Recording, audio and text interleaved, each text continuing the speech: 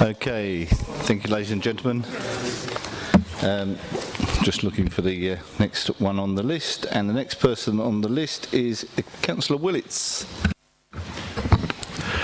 Thank you, Chairman. Having listened to the first half of this meeting, it becomes quite clear to me that what we have before us is a tussle over three particular issues.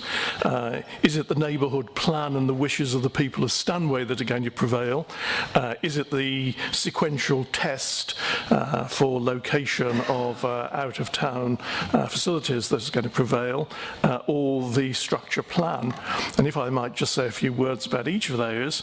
The position of the neighbourhood plan, or local plan, whatever they call it in Stanway, was very succinctly and clearly put by Councillor Sykes, that there is a significant demand for the facilities, the restaurant facilities we see. 360 odd houses are being about to be built on the adjacent site, 800 houses already at Lakeside, 600 under construction, and then there's the rest of the traditional trenchermen of Stanway who all want to eat somewhere. So this does provide a somewhat compelling argument for deviating from the local plan, if that is indeed the case. And I can well see that the people of Stanway will be perplexed if we deprive them of these eating facilities. The second point, which members have eloquently made, is the sequential test. And here I must admit I've had quite an about turn on this over the last couple of days. It's always been my view that the concentration of restaurants, wine bars and eateries should be in the town centre. That is the place where it should be. That is the place where it's historically been. And I'm considerably perturbed that this no longer seems to be the case. When we were hearing the details of the Purple Flag Award, one of the statistics given to the Crime and Disorder Committee was that usership of restaurants and wine bars in the town centre between 2012 and 2015 has gone down from 41% to 31%, a very significant decrease, which I think the people who run businesses in the town centre have been experiencing, and they are considerably concerned about any developments which take that type of business from the town centre. But continuing with the sequential test, which is a very logical flow, I mean, can we put things in the town centre if that's where they belong, and if not, where else can we put them? The town centre seems to be in winding down mode. Car parking is expensive. The Borough Council is proposing to close one of the car parks, making it more difficult for people to access the town centre. We've heard that the Northern Gateway is proposing some twice as many eating establishments than the proposals we're looking at this evening, yet that's considered to be okay, perhaps because it's Colchester Borough Council land. I don't really know what the bottom of those issues are, but it does sound suspicious. So I would say on the sequential test, my view has changed since I first read the planning arguments for these two items, and I think a coach and horses has already been run through the sequential test by the proposals for 12 restaurants at the Northern Gateway, which is going to have a far greater effect on the town centre than this limited proposal. So on the second item... Councillor Willits, can I remind you to keep to the application in front of us, not to the others? Thank you. Yes, thank you, Chairman. I'm addressing the sequential test, which I consider to be one of the most important planning issues that we have to consider when determining this application. And I'm sure you will have allowed me the opportunity to suggest that the sequential test has been run through with a coach and horses by other developments, and that is a pertinent issue, Chairman. Well, that's my opinion, Chairman. My opinion is that it's been devastated by the recent announcements of the Northern Gateway. If we then turn to the third force in in this particular tussle, the strategic planning issues. Again, the Northern Gateway is of significance because there are people queuing up to have put their businesses there, but we've heard that there are virtually no one interested in what we describe as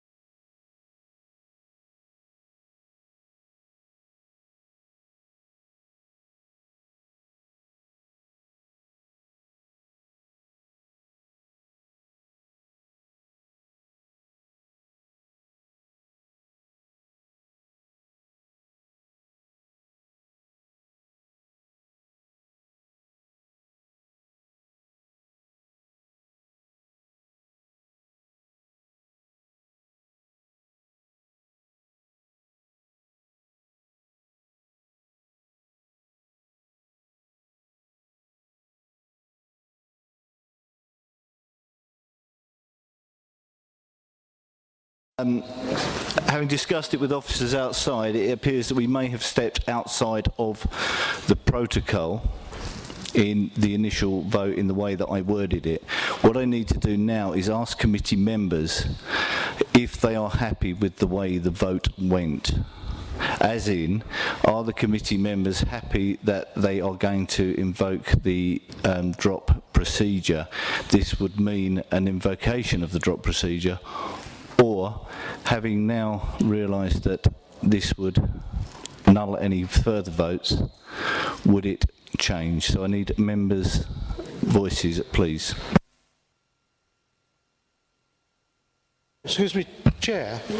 I don't understand why you're doing the drop straight away. Well, you had a proposal on the table to go with the officer's recommendation, which you did that. Why didn't you go straight to that instead of this drop thing? They have to be taken in order of which they were proposed. The first proposal was by Councillor Sykes. So, and it was seconded by Councillor McLean. Therefore, I have to take that one first. Had it been the other way round, we would have done it. And this is kind of, I think, what has caused the confusion. It certainly confused me as to what the procedure was. Chairman, I think what we need to clarify, I feel is, are members of the committee, did members of the committee feel they were clear as to what they were voting on when you got to the point of the vote on the drop procedure? Do you all feel as if you were clear what you were voting for? Chair, I thought I was clear at the time, but it now appears that my understanding was different from other people's. I thought there was a condition involved that this drop procedure would only apply if the committee was minded to disagree with the officer's recommendation. And that implied that it wouldn't involve deferral unless we actually had a vote indicating we were minded to disagree. That was also my understanding of it. However, it's been pointed out to me that the drop procedure cannot be a conditional on. It either is a deferred decision or we go straight to the vote on the actual decision. The wording of the proposal that you made regarding the drop was absolutely clearly conditional, and therefore it was clearly inappropriate. I understood what you said. I did not understand that that would invoke a drop. Therefore, my vote is completely opposite to the suggested outcome. I did not understand that that conditionality could be removed. Mr. Pearce. Can I have one more go? Obviously there's a mixture of views, but I think to try and clarify, Councillor Manning said if, and that's the key. What we have is a motion put forward by Councillor Sykes that was seconded. You now have the ability to either invoke the drop mechanism or not. You decide whether to invoke it or not. If you invoke it, there's no further discussion. If you don't invoke it, the committee move to vote on Councillor Sykes's motion. Chairman, we were quite clear that we were voting on the drop system. Yeah, we were asked very clearly, were we supporting the drop system? I think there is a feeling amongst the majority way of proceeding. There is a feeling amongst the majority of the committee that we weren't under the impression that we knew the drop procedure because of the word if, and therefore it was against the protocol because it cannot be conditional. So because of how I worded it, it is therefore outside of the protocol of what we're allowed to do as a committee. So we would therefore I would have to ask you if you are we going to, I'm not going to use the word if, are we going to invoke the drop procedure? That is the question that I now have to ask you. Is everyone clear on? Yep. Okay. So, committee, my apologies first of all. Are we going to invoke the drop procedure? All those in favour? Chairman, that's 2 in favour. All those against? That's 1, 2, 3, 4, 5, 6, 7, 8, 9, 10 against. Okay, so there's no drop procedure. We now go to Councillor Sykes's proposal.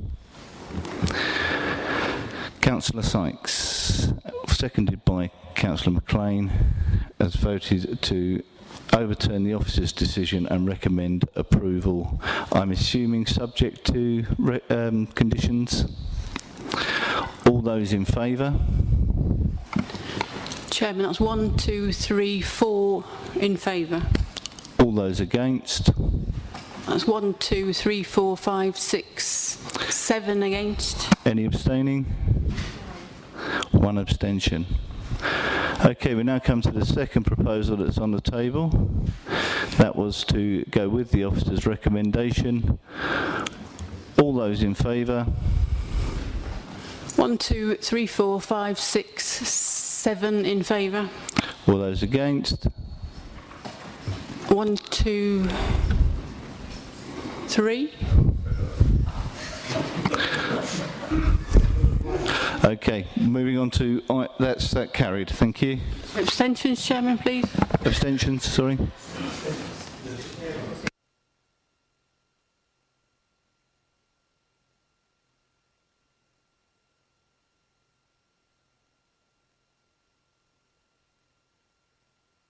Okay, ladies and gentlemen, don't leave yet, we still have 7.2. 7.2, all those in favour of the, sorry, no, this is all those in, Councillor Sykes, have you moved for both, didn't you? Okay, Councillor Sykes did move for both. I'm assuming Councillor McLean seconded. So this is for 7.2. All those in favour of accepting the application for 7.2, so that would be an overturn of the officer's recommendation. All those in favour? Chairman, that's 1, 2, 3, 4 in favour. All those against? 1, 2, 3, 4, 5, 6, 7 against. Okay, the 7 point abstention, sorry, Councillor Jarvis. 7.2, I also went for the of supporting the officer's recommendation. Councillor Chillingworth, you still seconding that one? All those in favour? 1, 2, 3, 4, 5, 6, 7 in favour. All those against? 1, 2, 3. Abstentions? I think it's 2, Chairman. Okay, that concludes that item, all those items. Ready for item 8?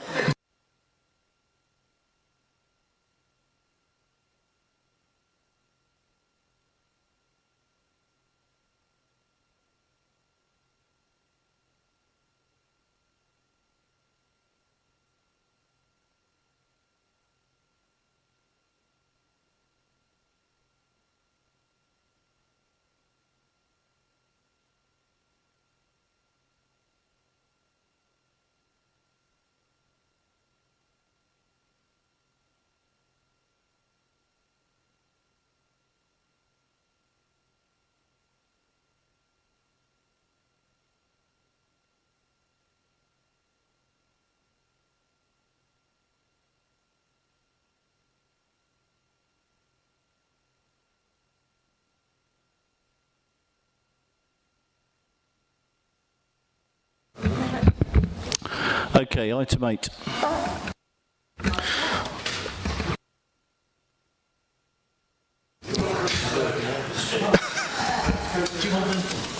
No, I don't need it. All right, thank you, Chair. I'll try and keep this as brief as I can. It's already quite late. I'll quickly run over the report, highlighting some key issues only.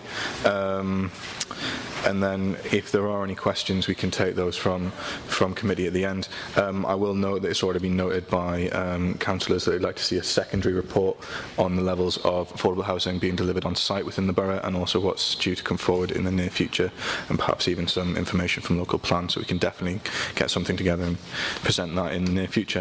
I draw your attention first to the report, item 3.5. There are currently 11 sites with planning permission within the borough, which will be providing a commuted sum in lieu of providing affordable housing on site. The hypothetical total of these 11 is just over £2 million.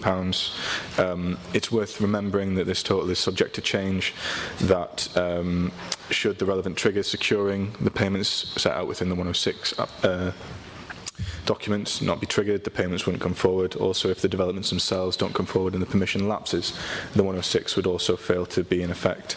Further, there are a number of legal recourses that developers have to reduce levels of contributions should they be harming the viability of their sites. Moving swiftly on, item 3.7, of those 11 sites currently mentioned, 4 have currently contributed their contributions towards affordable housing within the borough. That total stands at £616,030. Item 3.11. The commuted sum funding, which we hold, that's the previous mentioned total. There is ongoing work to look to allow registered providers to bid for a grant in exchange for 100% control of the nomination rights over the affordable housing developed using that grant. When going out and making these arrangements, the council looks to test for value for money and that the homes being delivered will meet both housing need and are deliverable in their own right. I would note that delivery of affordable housing has become more challenging in recent years. There are a number of reasons for this. Registered providers often find themselves competing with private developers for land and are unable to pay the same prices that private developers are. There are further complications arising from the recent budget towards the levels of rent that they'll be able to secure on those sites. Item 4.1, quite often the commuted sums come with a sunset clause. This states that if the council does not spend those sums within a set length of time, it will be assumed that the council cannot spend those sums or has no need of them, and they will be returned to the developer. We would therefore lose that potential source of funding and the affordable housing that would go with it. Coming on to my last point, Appendix 1, the historical spend of commuted sums. It should be noted by committee, and apologies for not making this clear in the short report, the sums being spent there are actually coming from the local authority social housing grant. That is made up of 106 contributions, but it also comes from other sources. The £91,900 remaining at the bottom is what is left in the grant from previous spends, and we could then add to it from the existing 106 contributions that we already hold. Thank you. As a final aside, we are joined by Eddie Bacon, who's the Affordable Housing Officer. So if there are any questions that I'm not able to address, Eddie can either deal with, or we could deal with at a later time when the secondary report comes to committee. Thank you. Councillor McLean. Thank you. It's a very good report, thank you. Could you tell me where the main affordable housing is going, which area? Because I haven't seen much in mine.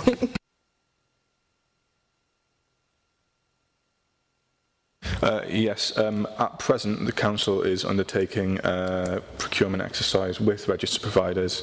Once we've come to the end of that exercise, we'll have a better idea of where the proposed affordable housing would be going. I can't comment more on that. Eddie confirms that we haven't got any location set as yet. Councillor Chillingworth and Councillor Hayes. Yes, thank you, Chairman. I do welcome this report, and as it's been said, it's only really half the story. I do think it demonstrates that although we need the commuted sum system, it isn't the most effective way of getting affordable housing.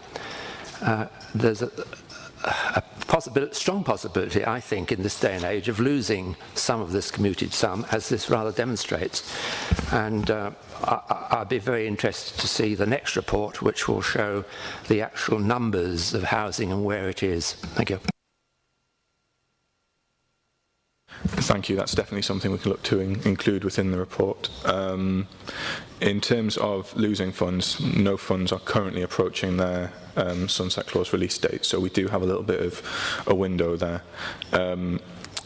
Our local plan policy, core strategy, policy H4, does state that our preference is for delivery on site, but where we cannot meet the level of delivery on site set out in that policy, or where they cannot meet that percentage full stop, we will take a commuted sum in lieu of the delivery on site. However, delivery on site does remain our preferred option there. Councillor Hayes. Could you, yes, thank you very much for this report. Could you clarify the expiry clauses? How, I mean, is it individually negotiated in each section 106? And is it triggered, does the expiry clause cease to have effect when you start digging the foundations for the housing, or is it when the money actually goes out of the account? I just wondered how it works. Thank you, Councillor. Yes, I may not have made this as clear as I could have in the report. The expiry clauses are individually negotiated with developers on the negotiation of the 106. Normally, they can range from anywhere from 5 years to 10 years, and they begin to count down from the date that the money is received, rather from the date planning permission or the 106 is signed. In terms of, sorry, I've lost my train of thought.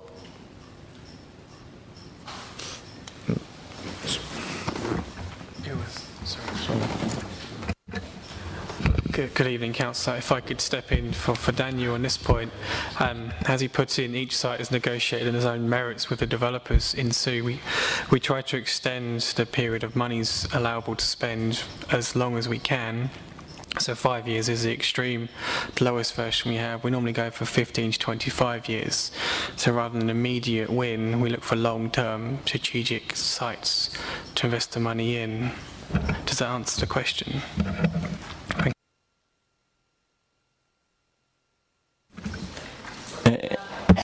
Sorry, it answered sort of part one. I just wondered about when the expiry clause ceased to have effect, what the trigger was. Sorry, yes, the expiry clause would normally cease to have effect at the point the money was allocated to a specific project. So at the point at which we, in this particular exercise that we're sort of looking at now, the point at which